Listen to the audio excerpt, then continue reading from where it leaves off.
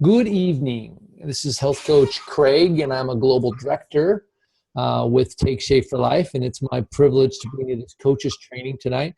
Tonight we're doing a little kind of free-form meeting tonight. We're going to be talking a little bit, some end-of-month sort of mindsets, as well as we're going to be doing a little quiz the coach session. And so that's where we basically have coaches bring their questions, bring their challenges, maybe things that are blocking them or they're stuck with something. And so we'll talk through that. I'll try to help you maybe through a role play or just a conversation about what it would look like to get through that. And then we're going to talk a little bit, since it is the 29th of the month, we have two more days, Wednesday and Thursday left in the month. And so we'll talk a little bit about making sure that you finish the month strong. And what that means as a health coach is you mean that you don't delay. If you have somebody that's on the fence about getting healthy, reach out to them. Does a couple of things. It helps you reach your financial goals, but it also helps you connect with people and help them meet their goals. And in the process, it's this big circle that completes itself, where we as coaches are all clients as well. And we're all on our journey. And when we find new people to help and we partner with new people, we are vicariously inspired by that as well. And so we'll be talking a little bit more about that. But I want to toss this out to all you guys for Q&A. And if you do have a question that you want to write in the chat window, that's fine. But you're welcome to just unmute yourself and go in. And we'll start with you, Virginia, because you had a question early on. So why don't you ask it so everybody can hear, and then we'll go and talk about it a little bit. Let me unmute you first. There you go. You're live. Okay. I have this client who's an athlete. She plays tennis. So she's on the right BMI. She's on a 24 BMI, but she still wants to lose some more weight. She said she feels much better doing that. So my question is, do we put her on a 5-1 or a 4-2 or 4, whatever? What is the right thing to do? Yeah. So she's within her BMI. Let me just make sure I got it straight. She's within her BMI goal range. She's really wanting to fine tune her body so that for performance, essentially. Yes. Yeah. And is she willing to scale down her exercise for a short period of time to get those pounds off efficiently? Since she is on a league right now, then she said because I told her she might need to be off for around 2 weeks. So she said, okay, she'll finish that first and then start, so she could be off later. Okay. What kind of what sport does she do? She plays tennis. Tennis. Okay. Yeah, you said that.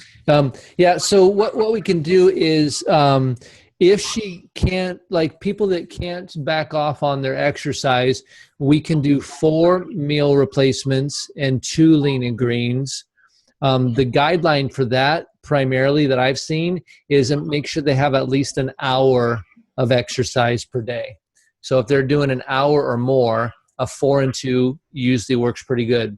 But I worked with a couple of marathon runners that one of them only lost 8 pounds. Actually, she's a coach on our team, Diane Thompson, and she was preparing for Boston to run the Boston Marathon. And she's already a fit person. And she dropped 8 pounds, and that made a significant difference in her mile times. I think she was able to run like a minute per mile faster just by dropping 8 pounds. And so when you're in a sport where you're changing direction a lot, 10 pounds, Virginia, you may or may not know this equation. For every 1 pound, it's 4 pounds of pressure. So 10 pounds equals 40. 100 pounds equals 400, right? And so for someone that's playing soccer, tennis, racquetball, football, something where you're stopping and turning directions and you're having to move quickly. Tennis is a lot of that. Weight is a significant advantage when you are lighter. Running is another with the pounding. And so if she were to drop 10 pounds, her tennis game will get better. And what I would recommend is probably a 4 and 2. If she can totally just basic walking for a week and do straight 5 and 1, and then move to a 4 and 2 and adding back her exercise, I think her body will probably adapt because she's pretty fit now. And so things will move along. We just want to make sure that we're not overtaxing her body's ability to produce the calories necessary to accommodate the output, her exercise that she's doing. Does that make sense? Yes. And what you're going to do is you're going to gauge whether you're getting it right on 2 primary things. And the biggest one is hunger. Hunger and lightheadedness or energy. But if she's getting really extra hungry, she's probably not getting enough food or she's overdoing it. So she either needs to add another meal replacement or back off her exercise some. And then the other piece you just want to make sure you have plenty of is water, because her body's going to be diuresing, just getting rid of the extra glycogen and water while she gets into fat burn, and she needs to be replenishing that with water. I've had a lot of clients that thought the water was a suggestion and not actually a requirement, and they passed out in they're out doing yard work and they pass out in the lawn and have to be rushed to the hospital, emergency. And it's just because they were just dehydrated. Because they're diuresing, and I know this as a nurse, and so they're losing electrolytes as well. And when your electrolytes are out of balance, it's not a good thing. You feel like you're dying. One thing that another good resource for that, when you have a question for a client who's that close to their goal weight or they're actually in a healthy BMI, is check with nutrition support. And because at times they may recommend on certain plans that a client doesn't go into fat burn, that they'll use a 4 and 2 or 3 and 3 based on their activity level and their current health status. So if they're trying to tweak something, nutrition support, Cindy and those guys are an awesome resource as far as dialing in or having some different suggestions on what plan would be best for the client. And if you guys need the number for nutrition support, there's an email, which is nutritionsupport@TSFL, and the number is 800-509-1281, and I'll put that in the chat window as well. But yeah, I've worked with some people where they were doing MMA fighting, and so what we didn't do a fat burn program. We guessed on their output, their total energy expenditure, TEE, and then we took it down by 500 calories. And then so that way we had our target calories, and now we filled in those, you have 6 puzzle pieces that need to be filled in throughout the day. And so we plugged in MetaFast meals and traditional lean and greens, and we took the 2,000 or 3,000 calories they needed to get in, and then we just filled it in with the guidelines that the 501 offers, which is breakfast every day, eating every 2 to 3 hours, balanced protein and carbohydrates. And so we used a lot of the same structure of our program. We just adapted it for their TE minus 500.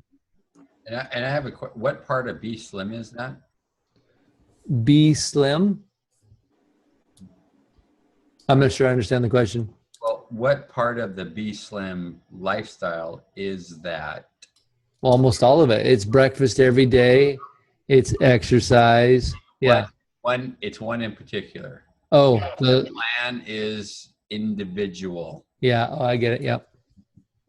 So the I in Be Slim stands for individualized plan, where you customize it to meet the person's, it's unique to them, but lots of people have the same goals in mind, but how they activate it is individualized. Yeah, thank you, Martin. Yeah, Be Slim. is basically breakfast every day, exercise. S is for support. L is low glycemic, low fat meals 6 times a day. I is individual support. And then M is to monitor your process. So that's where B-Slim came from. And actually, as a side note, little anecdote, the B-Slim lifestyle came from the National Weight Loss Registry. There's a registry of people that have lost 50 or more pounds and kept it off 6 or more. It's either 60 pounds in 5 years, or it's 60 pounds in 5 years. 2 years. 2 years. They kept it off for 2 years. That's why 2 years is the magic number. Yeah. And they looked at all of the common traits that they all had. And these are called the Grand Masters of Weight Loss. That's what they named these people. And they had these 6 different traits. And Dr. A created the B-Slim lifestyle based upon the successes of those people. So, yep. Anyway, there you go. Kim had a question regarding toning exercises for some fat burn. Yeah, kicking themselves out of fat burn. Yeah, thank you, Kim. As far as toning goes, one of the things that I do with my clients, I try to recommend lifestyle, practical recommendations. And so one of the ones that you guys may have heard me talk about, when someone's starting their process and they're getting into the exercise, they can start with some weight. But if they want to tone, it's less dangerous to do resistance training than it is aerobic training for affecting fat burn. Because when you're doing aerobics, you can burn a lot of calories fairly quick. I mean, oddly enough, before the 5-in-1, it's not nearly quick enough, right? But once you're on the 5-in-1, it seems like it's pretty quick, because the 5-in-1 does a lot of heavy lifting for us.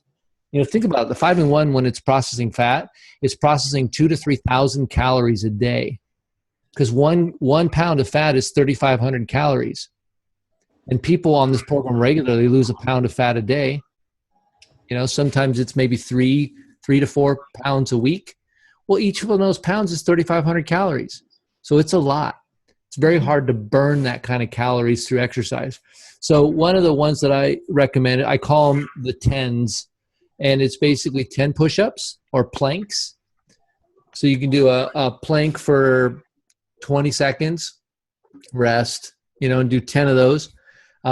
It's 10 squats or lunges, and then 10 push-ups, whether you're on a wall or a table or on your knees, or whether you're doing a full plank. And you work your way up to 10 of those, and you do it every day. You wake up, go to the bathroom, you do your 10s, and you get on with your day.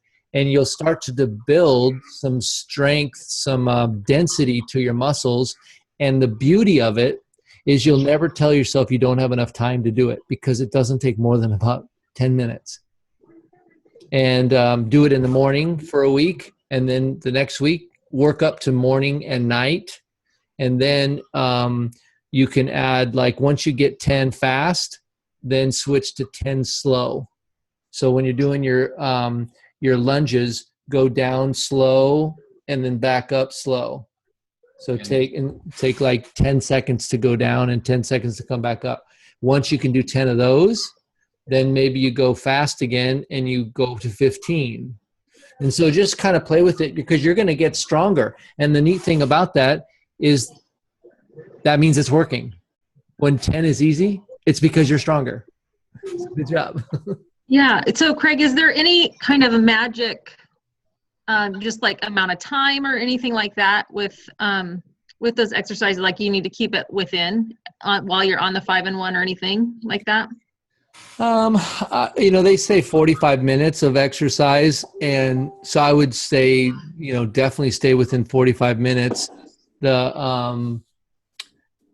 going to gauge it. Some people can handle more exercise than others on the 5-in-1. And so just listening, the biggest indicator is hunger. Either you're psychologically hungry or you're actually physiologically hungry. And the difference is one of them growls, right? Doesn't growl out of your mouth, it growls out of your stomach. Right. But so listen to the physiological hunger versus the psychological hunger, because there is a difference there. And the reason why I do planks, squats, and push-ups is those 3 exercises work the biggest muscles in your body. A plank will work all your core. The squats or lunges will do your glutes and your quadriceps, which are the biggest muscles in your legs. Actually, the biggest muscle in your body is your glutes.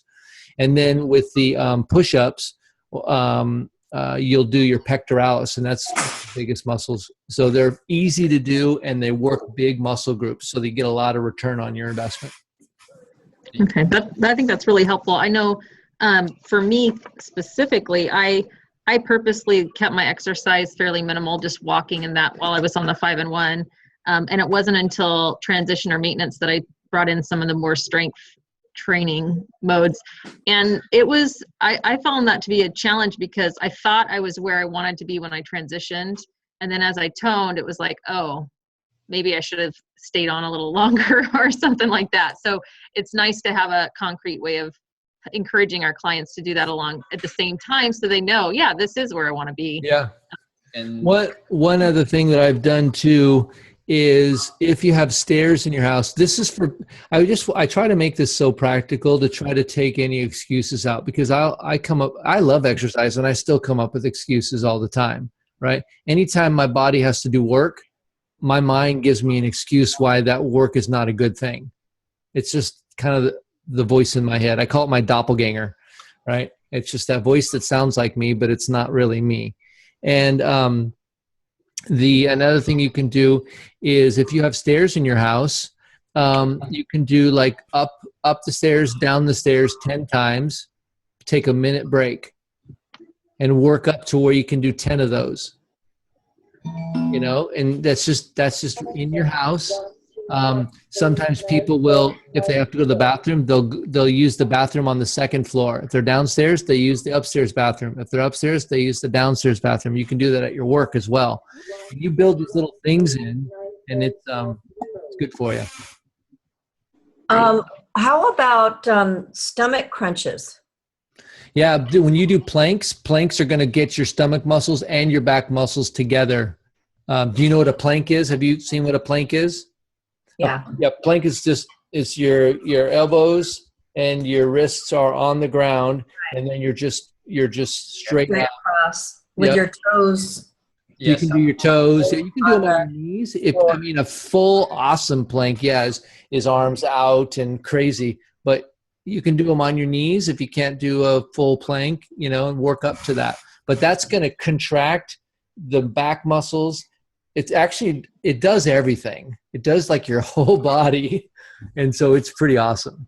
some people have problem with crunches because they may do them incorrectly, and they'll pull on their neck or they'll pull on their shoulders, and they're not getting the full effect of what a crunch should be.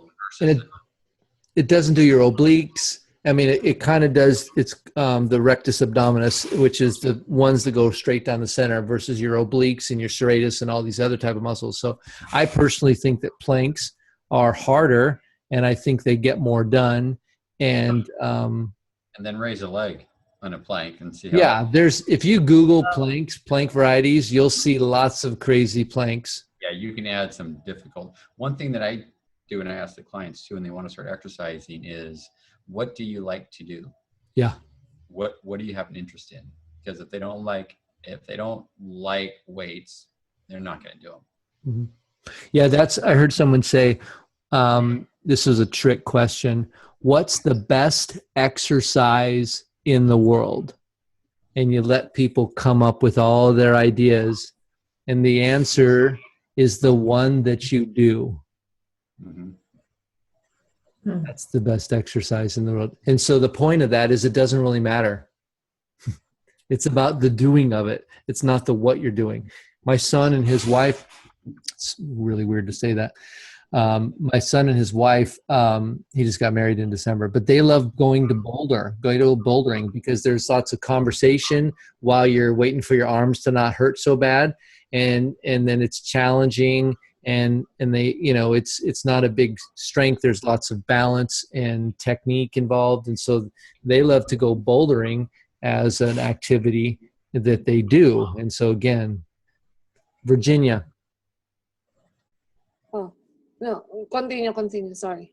Oh, you didn't have anything? I have a question. Oh, yeah, go for it. Yeah, I was done with my saying. The best exercise is the one you do. Oh, okay. Another client who's on transition. This is her second week, and she was asking me, because it says on her book, if you lose less than 50 pounds, you go into 6 to 8 weeks of transition. But she's saying, can I do less than that? Because she wants to really finish. It's like, so I'm telling her, it's not recommended. This is recommendation. So what is the best thing to advise her on that? I know that one of our one of the early transition guides talked about if you had more than 100 pounds to lose, it was a longer transition and I don't, in the most current one, I didn't see that they had a limitation based upon that anymore, that I see in the transition guide. I mean, in it's not the transition guide, it's the guide, inside the quick start guide is where they have the transition guide now. They used to have a whole special guide that was just for transition. And so I think people can do it in 4 weeks. Most people don't do transition, just to let some of you newer coaches that's the reality.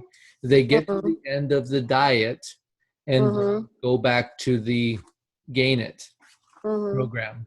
That's probably 50%. And so if you're working with them very closely when they're getting close to transition, as a coach, you need to start talking, okay, we're getting ready for our transition. This is why it's super important, because so their mindset needs to be from the very beginning that the program doesn't end. It ends 4 weeks after they get to their goal weight. So they have to transition, and then you transition into a maintenance program.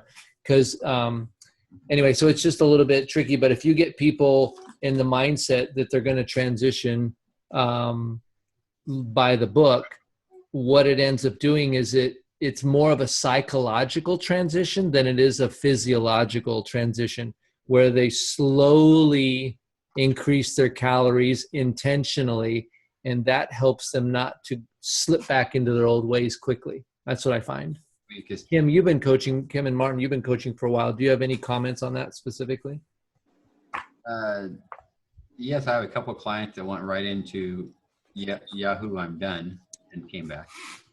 But I know Terry Miller said something in one of our trainings a while ago, and it was transition is where the work begins, because once people go out of fat burn, now it's not just increasing their calories and learning what to eat. Now they're dealing with all the psychological factors and the hunger factors, because now they're going to be hungry and they're going to have cravings. And how are they going to deal with those situations when they come up? So it's not just adding fruit and vegetables and starches back into our diet. It's dealing with the things that they've been learning over the last 6 months, 3 months, however long they've been on program. And that's the importance of the transition. It's not adding the calories back. It's dealing with, okay, this is life now, and how am I going to handle that? Yeah. Coaching really begins at transition. Anybody can lose weight on the 5-1 if you think about it. But Greg, Dr. Morpher has that video on transition that I've been starting to use when someone goes into transition. Great, here's a great video that'll explain it. Go ahead and watch this, and we can talk about it next week. Yes, I'm going to put that link in the chat window here. Oh, okay, good. So that it's in the Simple Systems document, but it's actually it's about 13 minutes long, and it talks about transition. And it's a great thing to send people that are getting close. And I wouldn't send it to them on the week they're starting transition.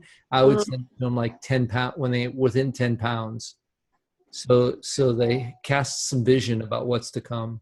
Kim, you're Yeah, not eating a lot. You got something to say? Yeah. The in that video specifically, one of the reasons it's important to show beforehand is and Dr. Morper encourages people to go an extra 1 to 2 weeks just to allow for the amount of weight that comes back on once you go out of fat burning naturally. So I think that's a really good point also. But there are some physiological benefits to transitioning slow, isn't there? I mean, the way I understood reading The Habits of Health, in some of the beginning chapters, Dr. A talked about how anytime you diet, your metabolism slows, and going gradually and adding those foods back in, doesn't that help to the metabolism to kind of come back up along the way? I think it does. I think that mostly you'll gain 3 to 5 pounds. Basically, your liver. Here's just a overview of, and I'll tell. The reason why I'm telling you this is what happens at the beginning of fat burn, because it's the opposite of what happens at the end of fat burn. At the beginning of fat burn, your body has an organ called your liver, and your liver is where your body stores glycogen. It can't store carbohydrates in carbohydrate form, so it converts it from glucose to glycogen, and it stores those in your liver and some in your muscles. So when you need quick energy to move, it actually burns the glycogen from your muscles, and then it replenishes that from your liver. So it's like these are localized gas tanks, and your liver is the mass storage tank that replenishes your muscles. So that's how it works. So within the first week, roughly, your body drains all of the glycogen out of your liver, and it your liver turns into a conversion factory where it starts to convert fat into something called ketones, which is a form of sugar. And so it converts fat into fuel. Well, when you go out of fat burn, you actually replenish that liver and your muscles with the glycogen again. So you're going to gain the 3 to 5 pounds that you lost on the beginning, you gain on the end. Now, when people transition slowly, as they're filling up their liver, they're still losing weight. And so sometimes it's an equilibrium. Whereas if you transition very quickly, you're not still losing weight, and you just gain the 3 to 5 pounds of water weight back. One other thing about fat burning that I was talking to somebody today of why our program is so crazy good. This is really, really, really different than other programs. You are getting about 3,000 calories a day. 2,000 you're converting from stored body fat, and about 1,000 you're ingesting. But you're getting the nutrients of the 2,500 calorie a day diet with all the nutrients that are inside the 5-in-1 and your lean and green. So you're getting roughly 3,000 calories and nutrients that it would take at least 2,500 to get from food. So nutritionally, vitamins and minerals, calorically, you're not starving at all. You're thriving. And so 2 clients today, while I was doing client story calls, they said, people are noticing that my skin, I'm losing weight, but I'm looking younger and healthier. And I told them the reason why is because they're actually have put their bodies into, it's like an incubator for health. They're treating their body with amazing nutrition while they're losing weight. And most people aren't used to that, because most people are used to doing a starvation diet, and they're starving themselves from nutrients and calories, and they're lowering their body weight. And so our program is unbelievable. So here's the key, is when you get to the end and you're starting to transition, you no longer have that 2,000 to 3,000 calories a day of fat. So you got to replace that with food, because you still need, whatever it is, 1,500 to 2,000 calories a day to live, to stay at equilibrium. So anyway, our program is very, very different than a low calorie diet. It's actually a very high calorie, high nutrient diet that's kind of magical. So awesome. All right, guys. Well, that takes us to the bottom of the hour. This is fun. I like having these. I mean, I like talking about health coaching stuff, and I like talking about building our businesses. But the client support to me is, I mean, there's strategies on how to build your business and help more people discover health, no question. But there's, at the foundation of all that is a human being and their own health journey, becoming healthier. So I love having these conversations with you guys. So think about that. What I've just shared with you actually dovetails perfectly into the end of the month. You probably have some people that you learned some stuff right now about how fat burn is amazing. It's kind of crazy cool. Well, if you shared that with a couple people that have been dieting their whole life, and now you know a little bit more about why that's not really working and why this is different, you might spark up a conversation and they may decide they want to be a client. And that's a great thing for all of us because they're going to join our team and we are all healthier as we are together. So, all right, you guys, have a great week. We will talk to you next week. Take care, everybody.